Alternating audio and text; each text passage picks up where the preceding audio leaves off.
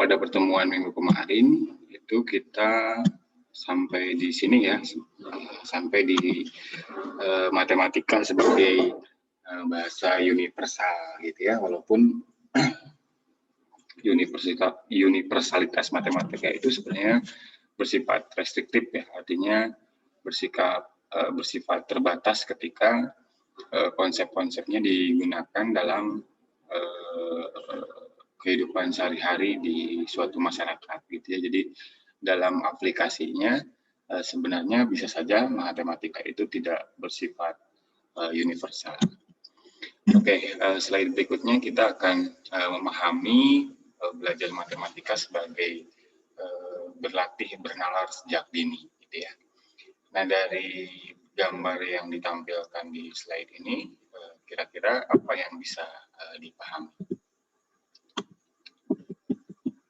Oh, mungkin silahkan dibuka, di-unmute.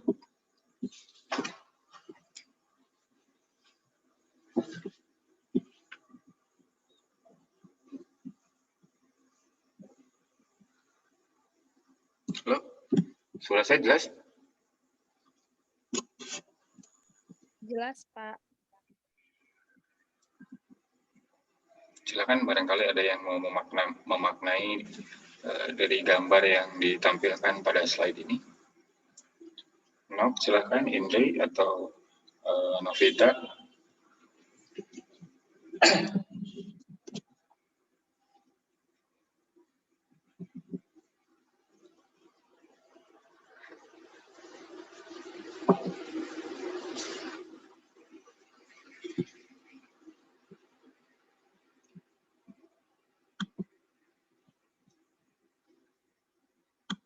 Atau barangkali beginilah pertanyaannya ya.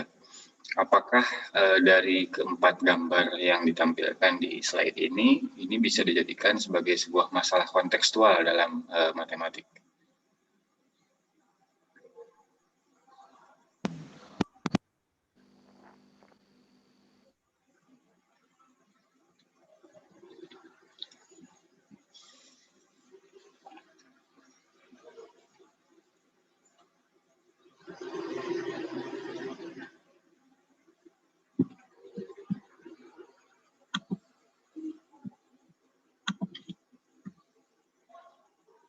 Silakan, ada yang mau memberikan pendapatnya?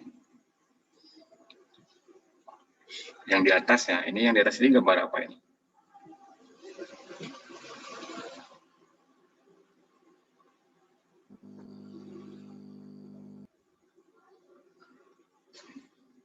Yang di atas gambar apa? Nok, ini yang di atas gambar apa, Nok? Itu gambar mobil sama pagar, Pak. Mobil sama pagar. Bisa nggak dijadikan masalah kontekstual dalam belajar matematika, terutama untuk melatih siswa bernalar?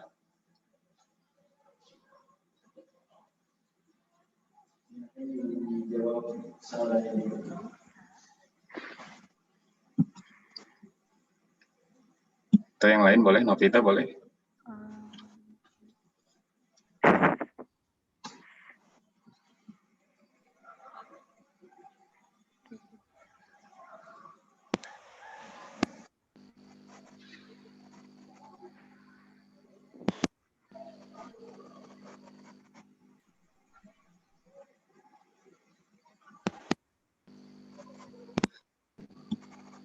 Yang Sri mungkin?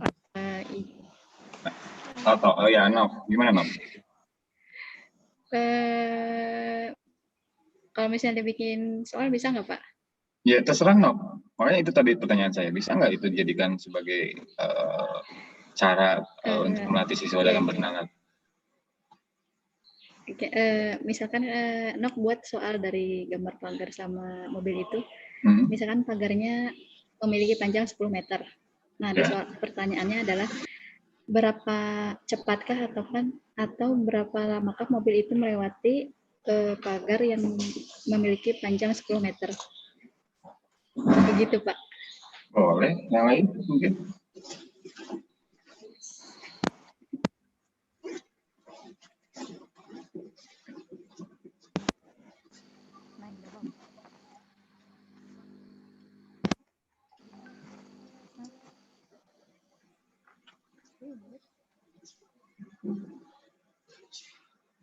Yang lain mungkin silakan.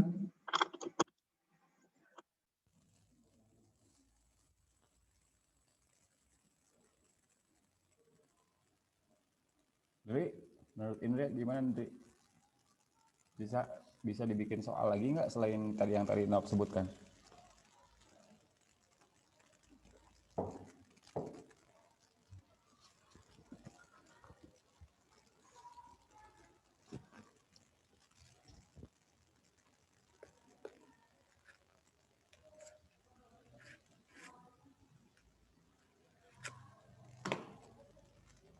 Oke, saya contohkan ya. Tadi yang disebutkan oleh Nob ya bisa-bisa saja seperti itu ya.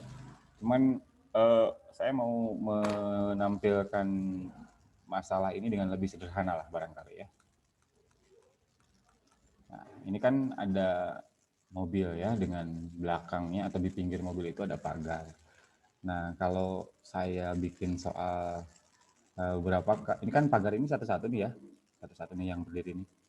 Nah, 1, 2 gitu kan ya, 3, 4 nih muncul 1 nih, gitu kan. Nah, terus mana lagi nih? Ini ya mungkin nih, ini ada nih kelihatan nih dari kacanya yang kaca mobil depan. Nah, 4 gitu ya, 5, 6, 7, 8, 9, 10, 11. Nah, pertanyaan saya, apakah betul jumlahnya 11, jumlah pagarnya? Betul nggak? Jumlah pagarnya ada 11.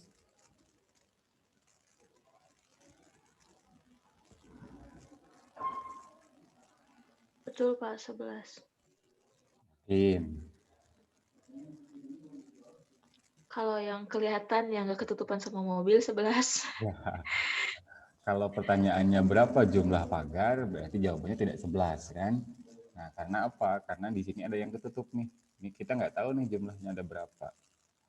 Jumlahnya ada berapa. Tapi kita bisa melatih daya nalar kita untuk merepresentasikan gitu ya, memperkirakan barangkali begitu ya, ada berapa jumlah pagar yang tertutup oleh mobil tersebut. Gitu ya, dengan jarak-jarak. Ini kan jarak-jaraknya kalau dilihat agak lumayan teratur ya, agak lumayan teratur. Nah, jadi bisa saja misalkan ini panjangnya berapa nih ketika 3 pagar. 3 pagar itu apakah panjangnya ini misalkan 6 meter, 60 cm misalkan ya. Apakah panjang mobil nih yang ini yang saya lingkarin ini juga sama 60 cm gitu ya. 60 cm.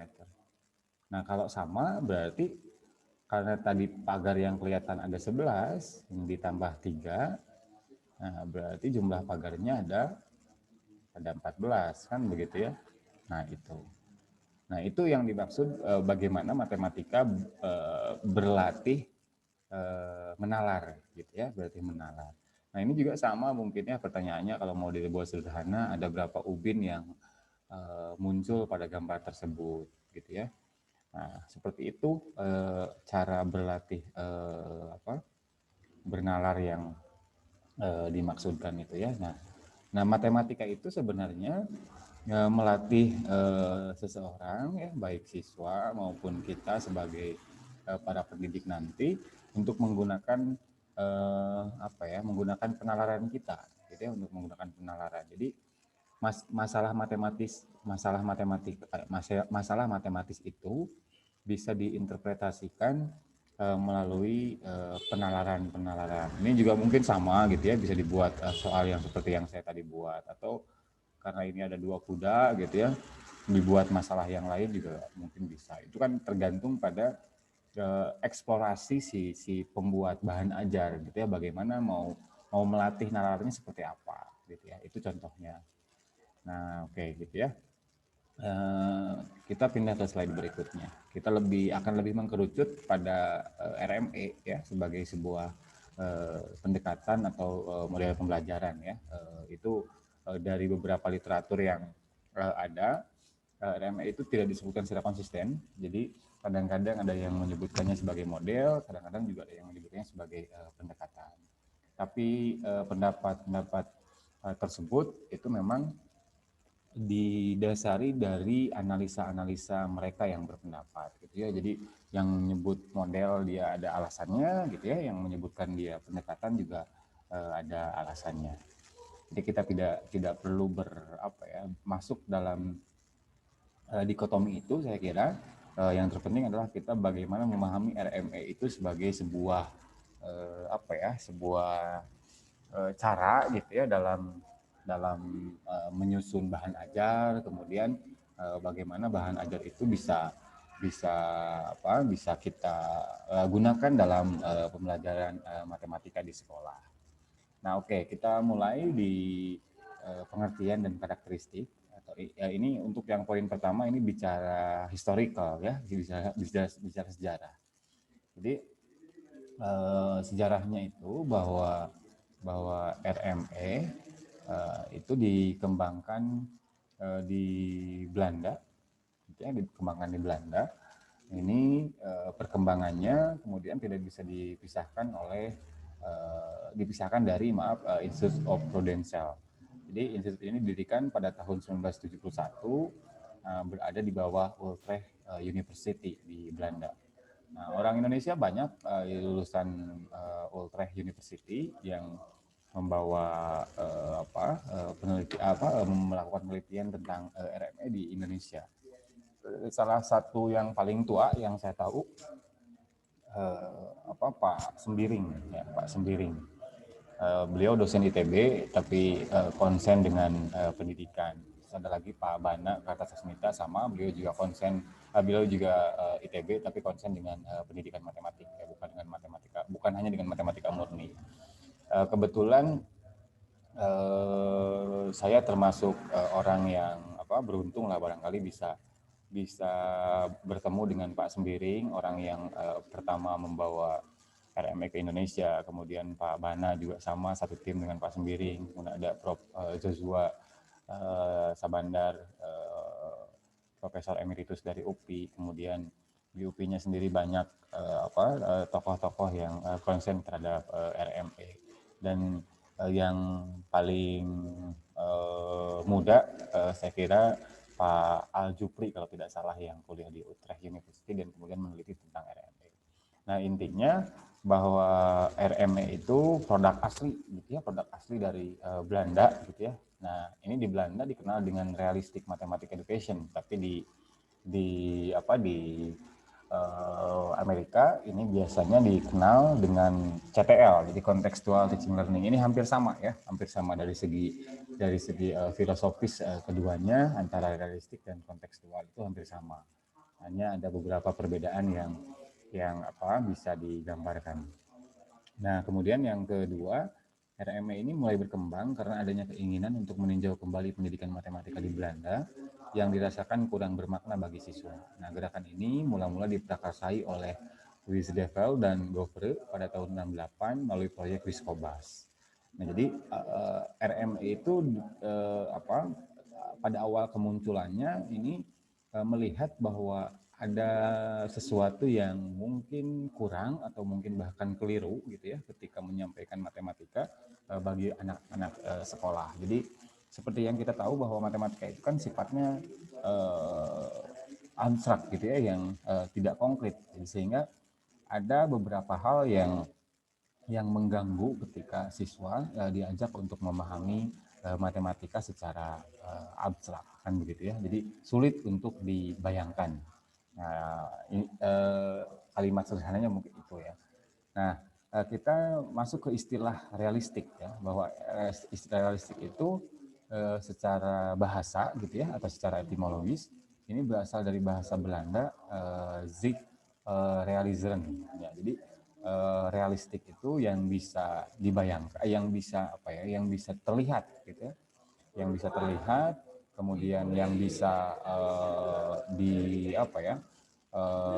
diamati mungkinnya oleh panca indera begitu. Jadi itu sifatnya yang realistik, atau bentuk lainnya abstrak gitu ya, atau istilah lainnya abstrak gitu. Nah, kemudian secara harfiah, RME dalam bahasa Indonesia adalah pendidikan matematika realistik yang kemudian dikenal dengan PMRI, jadi Pendidikan Matematika Realistik Indonesia. Nah, jadi ada beberapa penelitian, atau kalau Anda tertarik untuk meneliti tentang RME, ini biasanya ada 2 keyword ya yang bisa digunakan. Yang pertama, keywordnya itu RME atau Realistic Mathematics Education. Nanti yang keluar mungkin kebanyakan literatur asing gitu ya, yang ditulis oleh orang luar. Nah, tapi kalau Anda mengetikkan keyword PMRI atau Pendidikan Matematik Realistik Indonesia, ini biasanya yang muncul itu literatur-literatur yang artikel-artikel yang disusun oleh orang Indonesia. Nah, ini tadi yang saya ceritakan Prof Sembiring ya, Prof Sembiring.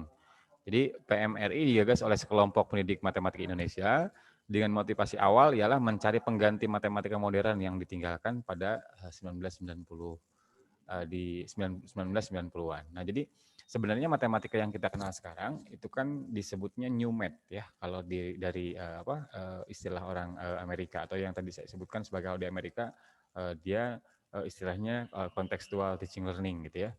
Nah, ini dibawa kemudian oleh para penggagas di pendidikan matematika di Indonesia, salah satunya Pak Profesor Sembiring, terus tokoh-tokoh lain yang tadi saya sebutkan. Nah, itu kemudian katakanlah menggunakan RME yang disesuaikan dengan kekhasan di Indonesia. Jadi masalah-masalah yang digunakan dalam pembelajaran adalah masalah-masalah yang dekat dengan kehidupan siswa di Indonesia. Salah satu contoh misalkan di Belanda itu mungkin yang namanya pizza gitu ya, itu kan sudah umum ditemui gitu ya.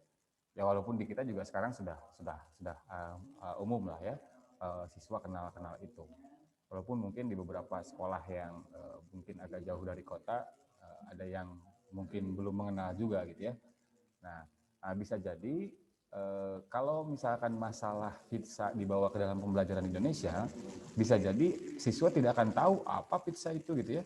Nah, karena PMRI maka pizzanya mungkin diganti oleh sorabi. Nah, gitu kan ya, bentuknya kan hampir sama, bulat-bulat juga gitu ya.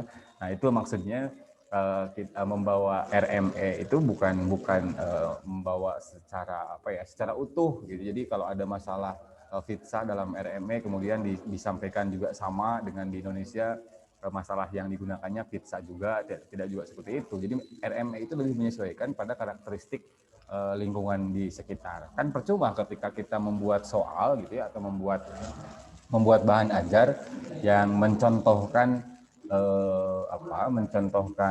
benda realistiknya dengan pizza, padahal siswa-siswa kita mungkin tidak tahu pizza itu seperti apa. Nah, gitu ya. Ya di kisaran tahun di bawah 2000-an kan mungkin belum ini sekarang ya. Kalau sekarang kan jangankan kita ini ya, jangankan kita yang di Kuningan kan belum ada Pizza Hut gitu ya, tapi di depan Pemda itu kalau saya lewat sore-sore ada juga tuh yang jualan pizza yang 100.000 4 gitu ya. Nah, itu kan sudah jadi masalah umum sekarang gitu ya. Orang mungkin bisa kenal gitu ya, walaupun tinggalnya tidak di kota gitu. Nah, untuk tahun 2000-an ke bawah kan belum mengenal itu. Nah, jadi itu ya yang maksudnya membawa RME itu hanya sebagai pendekatan atau model pembelajaran saja, tidak masalah-masalahnya, tidak dengan masalah-masalahnya. Tetap masalah-masalahnya itu disesuaikan dengan kehidupan sehari-hari. Karena syaratnya apa? RME itu karena sifatnya harus realistik atau setidaknya bisa dibayangkan gitu ya. Bukan berarti ketika belajar RME itu ketika mencontohkan sorabi gitu ya, bukan guru itu harus membawa sorabi ke kelas gitu ya. Yang terpenting realistik itu bukan wujudnya yang bisa dilihat oleh panca indera, diraba dan lain sebagainya, tapi juga bisa dibayangkan oleh siswa gitu ya. Jadi nggak mesti juga pizzanya dibawa gitu ya, atau sorabinya dibawa ke dalam pembelajaran, nggak mesti seperti itu juga, tapi mencari masalah-masalah yang memang bisa dibayangkan oleh siswa begitu ya. Nah, oke.